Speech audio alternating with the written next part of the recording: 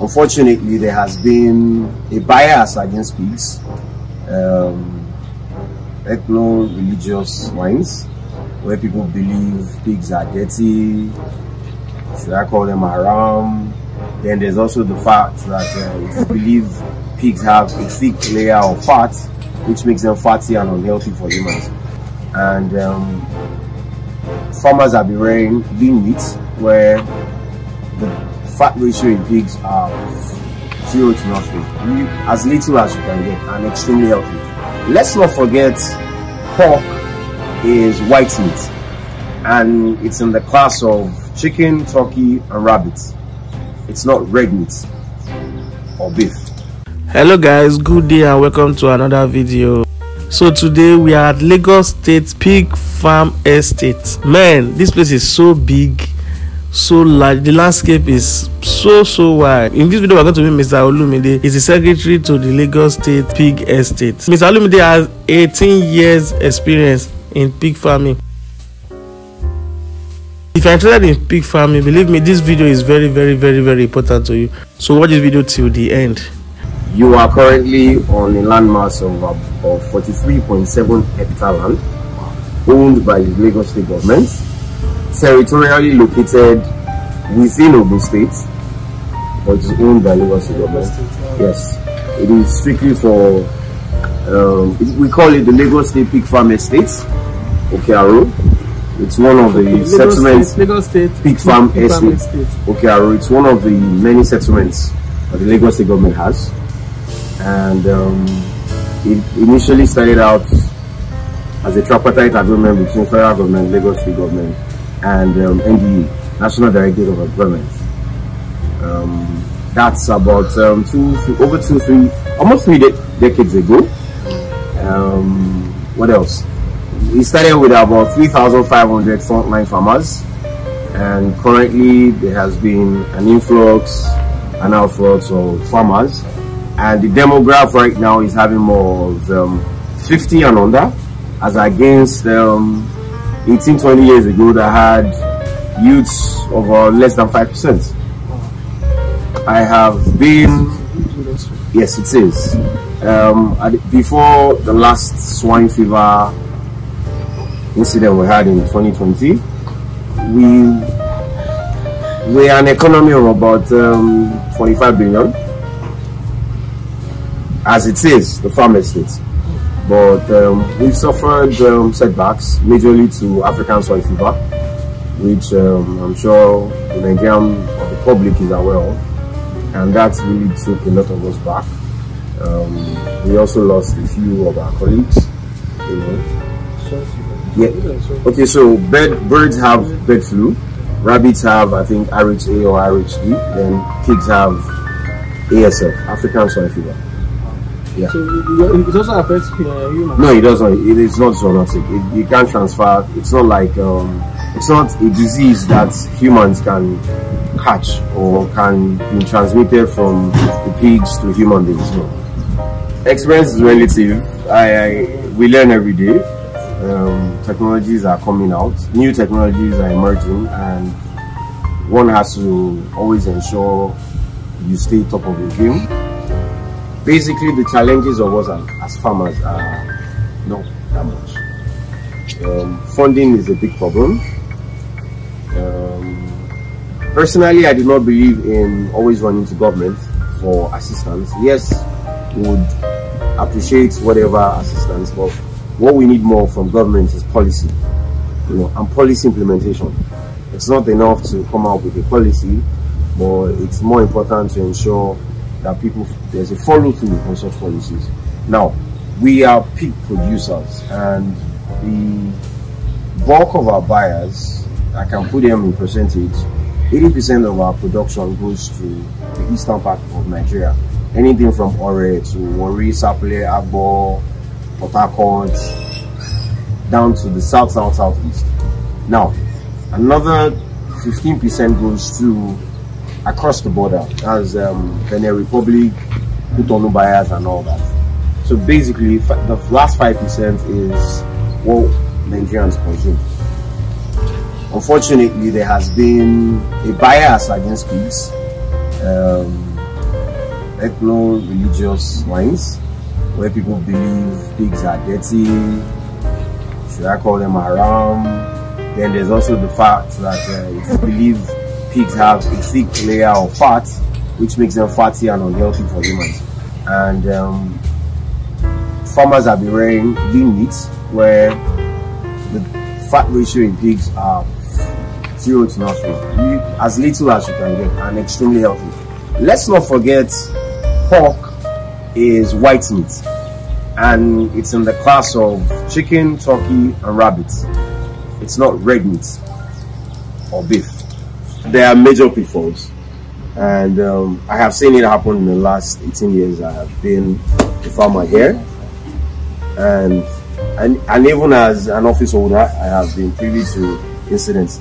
The biggest pitfalls you have are, one, because of your ignorance, just like we have all over the world, there are quite a number of individuals who will want to rip you off your money and sell you bad products and label it the best of products.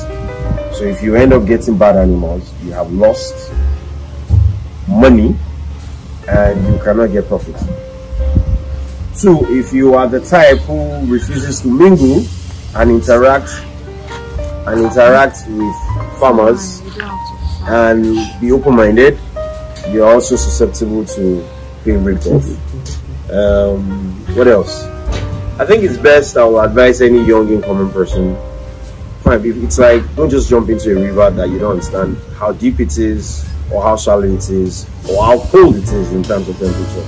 So dip your foot, feel the temperature before you take a dive. So come around, have someone be open-minded, mix and mingle with as many farmers, find enlightened farmers that you can relate with, who would think and share thoughts along your wavelength.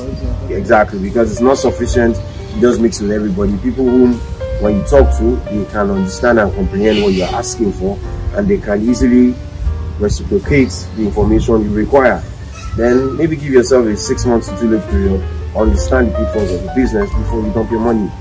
Alternatively, if you are so pressed in doing the business, you could partner with an existing farmer whom you could, should I say, okay sir, for instance, I could partner with you. I'm an existing, and I currently am in an expansion phase because I'm trying to recover from past ASFs, and I'm trying to ensure that I recover what I've lost in the past. Now, your funds will come into the business, you get the experience which cannot be bought with Naira, and I get to use your funds. We'll probably just come up with a fee as interest based on the funds you're making available.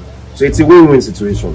You bring funds, I use it as an experience fund, I flip your money, return your funds back to you over a specific period at which with a nominal interest, because you are parting or living at the end of the day with experience which you cannot buy in the market. The good money is in where your ability to have very high FCR breeds. When I say FCR, that's feed conversion ratio. Pigs whom that they eat little and you can see them growing faster. Some people rear pigs for 12 months, 9 months, even 16 months. And the maximum weight they would attain is, say, maybe 90 or 100. I have reared pigs, I have sold young growers to farmers, colleagues on the farm estates, whom they reported back that in 18 months their pigs were in excess of 200 kg. They are massive. I have videos which I will share with you of, I still have a few left that are in that weight range of about 200 kg. They literally eat my blocks and wood when their feed is deficient of concentrates, which I usually meal at Agege. Cost of production right now is about 90–92%. Reason being, like I also mentioned earlier, there's an ever-rising cost of maize. Two years ago, maize was about 90 naira, 100 naira. Maize is ×3 of that right now. So maize, soya, soya bean meal or soya bean cake, granola cake, that's GNC, full fat soya, so many of them. Even the premixes are expensive. It's like what the poultry industry is currently experiencing. A bag of 25 kg for chicken feed was about 3,000-4,000 once upon a time. Now it's about 7,500 or even 8,000 naira or even 9,000 naira, depending whether it is for layers or for brothers. So similarly, that's what I do for them. So when they eat that, based on the genetic factor they have, they tend to grow faster and bigger.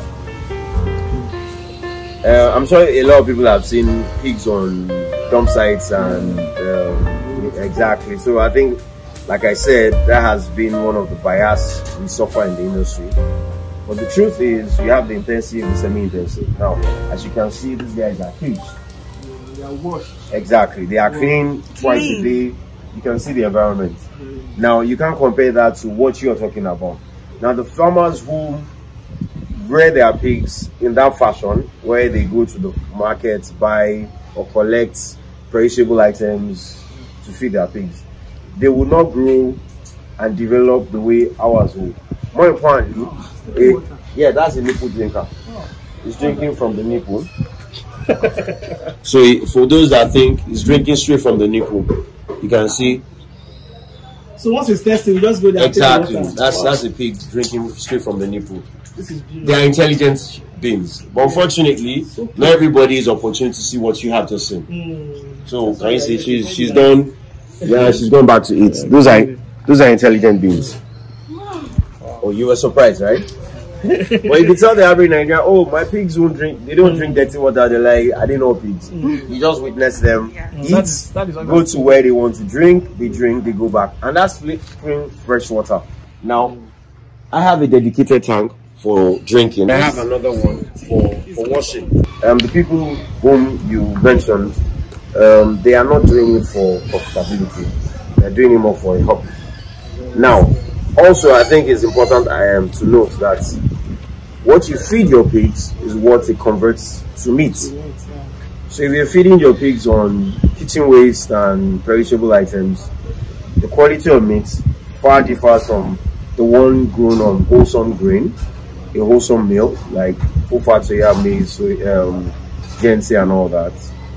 They will definitely be different. Now, also people who feed their pigs on palm kernel cake, that's PKC. That has a byproduct. I'm sure you've seen PKC before. That has a fatty content too. So those kind of animals end up having that thick layer of fat between the skin and where the meat is. My advice to Nigerians who are abroad, please come home, invest. Nigeria has missed out on agricultural revolution. Well, there are certain stages of revolution. There's the industrial, there's the agricultural. I don't think we fully achieved industrial revolution because food security is a global thing and our population is ever increasing. Some are even saying as many as 200 million Nigerians right now. The question is, are we having producers for dying numbers? No. So please, dear Nigerians in the diaspora, come home, invest in agriculture. Choose a subsector and invest. If you like the piggery industry, you can give me a call. I will share it out. Thank you very much.